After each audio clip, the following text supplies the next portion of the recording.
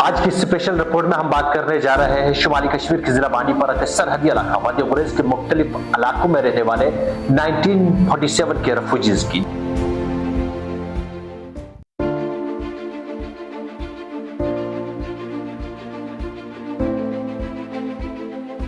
बंटवारे के दौरान कही गई पार्टीशन के दौरान जो रेफ्यूजीज रहने यहाँ पे आए थे,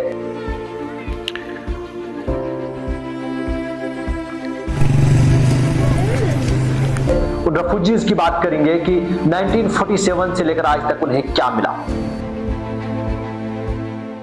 तो मैं इंडियन आर्मी का शुक्रगुजार करती हूँ और सरपंच का भी कि वो हमें सपोर्ट कर रहे हैं। तो मैं यहाँ की बच्चियों को भी बोलूँगी, यहाँ की औरतों को भी बोलूँगी, आप भी हमारे साथ मिलजुल कर चले, हमारा सपोर्ट करें।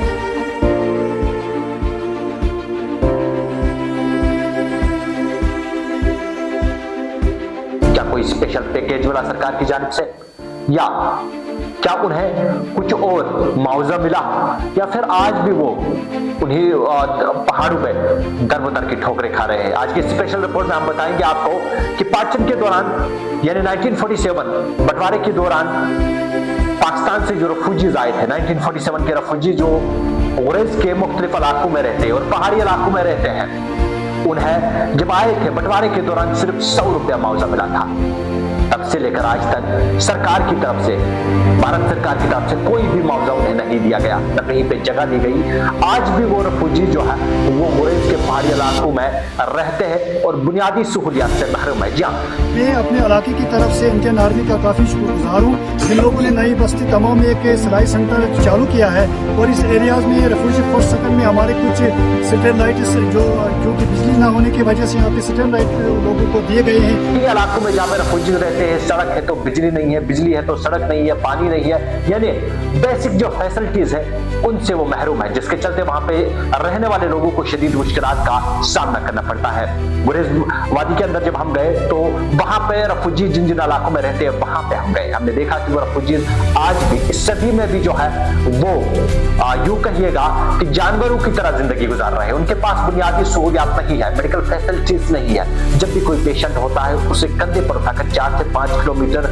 का सफर तय करना पड़ता है। कुछ एक इलाके ऐसे भी है जहां पे सब सेंटर तक नहीं है। तो भला बताइएगा कि वो लोग किस तरीके से जिंदगी गुजार रहे हैं।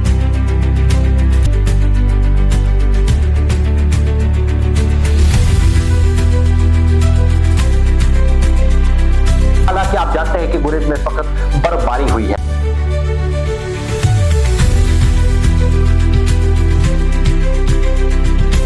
बर्फबारी से पूरी वादी ढक गई है और इस बर्फबारी के बीच में अगर कोई वहां पे बीमार होता है तो उन्हें कहां ले जाएगी। जब हमने वहां के लोगों से बात की कि जब से आप यहाँ पे आए हैं बंटवारे से यानी 1947 से आज तक क्या सरकार की तरफ से तुम्हें कोई मुआवजा मिला, तो एक पुराने बुजुर्ग ने कहा कि जी, जब हम यहाँ पे आए थे तो हमें 100 रुपया मुआवजा दिया गया था 1947 में। तब से लेकर आज तक सरकारों ने, आने वाली हर सरकार ने हमें नजरअंदाज किया, न कोई स्पेशल पैकेज मिला, न कोई मुआवजा मिला। हम आज भी जानवरों की तरह इन पहाड़ियों पर अपनी जिंदगी गुजार रहे हैं। उन्होंने कहा कि हमें बेसिक फैसिलिटीज तक नहीं है, कहीं पे बिजली नहीं, कहीं पे पानी नहीं, कहीं पे सड़क नहीं।